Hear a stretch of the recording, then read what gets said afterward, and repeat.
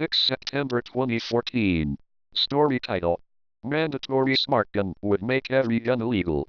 Advancements in gun technology could soon increase safety by weapons responding only to authorized users, but Attorney General Eric Holder is embracing the innovation only as a means of declaring every other firearm illegal.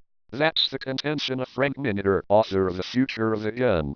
Miniter also shared how the media bias surrounding gun issues is perpetuated and why liberals and the media almost always lose the big national debates over guns.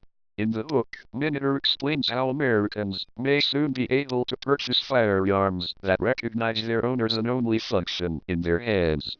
However, he said it's about to become the latest flashpoint in the battle over the Second Amendment.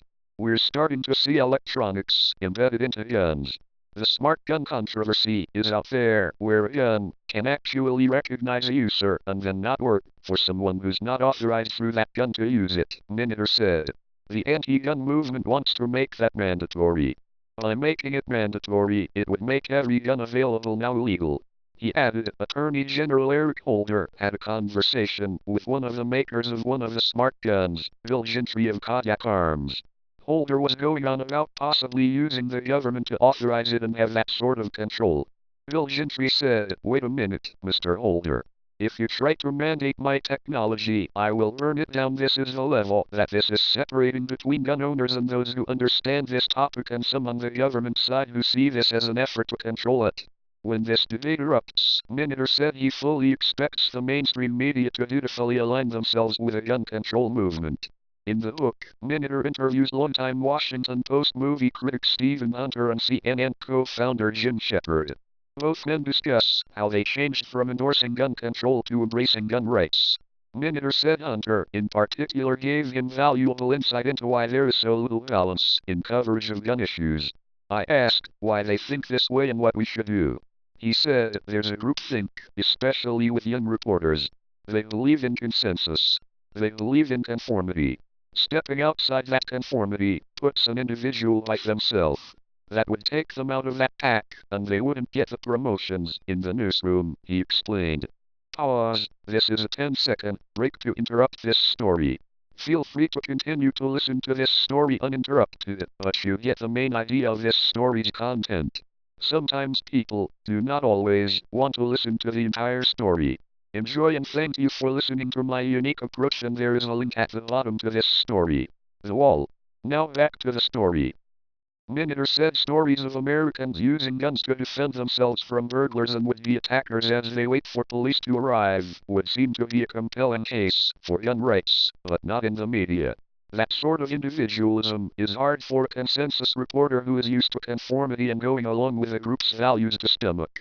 Hunter said only the most brave can actually look at that and understand it, he said. While Democrats have successfully passed gun control legislation in states where they control the legislature and the governor's offices, gun rights groups prevail the vast majority of the time at the national level. Gun control advocates accuse the lawmakers of being servants of the National Rifle Association, or NRA. Miniter tagged along with an NRA lobbyist working on Capitol Hill. He said the secret of the NRA's success is not complicated at all. Over and over, what I found out is they only have sway because they have about 5 million NRA members, and there's about 100 million people in the United States of America that own a firearm and understand it is a practical right, he said. Many of them vote that issue on those means. Congressman, listen when you walk in with that size of a constituency. That's the power of the NRA. It's the American people. It's not some other dark, mysterious thing. Another frequent argument from gun control supporters is that only law enforcement should be armed. Miniter said the biggest opponents of that approach are law enforcement officials themselves, noting that many sheriffs in New York, Colorado, and Maryland are refusing to enforce new laws they consider an infringement of the people's right to bear arms. According to Miniter, police cannot be everywhere, and responsible citizens deterring crime through the possession of firearms helps to keep a well-ordered society. He also relayed a conversation with Sheriff Mike Lewis of Wicomico County, Maryland, who long ago started the Baltimore Police Department's drug interdiction movement. I asked him, in all those years and all the bad guys you've arrested, have you ever arrested a good guy with a gun who used that gun illegally? He thought about it a minute and said, actually, I haven't. Every single time I've arrested somebody that's been prosecuted and found guilty, they always had that gun illegally, Miniter said. In addition, he said the scant data that exists on gun owners authorized for concealed carry suggests those people are virtually never a problem. It's rare to find someone who has a concealed carry permit using that gun in an illegal way, he said. In fact, there are some studies that show they actually use them less in crimes than police officers do. Those are small samples, so it's hard to say that exactly. But that's how really safe they are. Besides defending the track record of lawful gun owners, Miniter said gun restrictions never have the intended effect. Those gun bans won't stop crimes. Rifles are used in less than 3% of murders as it is. An armed citizen just isn't using those guns that way, he explained. It's the unlawful person, the criminal, who is getting those through very different means. The only way to really fight the crime is to go after the bad guys, not the guns. Ultimately, Miniter contends that gun rights spawn more freedom, innovation, and ensure that the military and police forces have top-of-the-line weapons.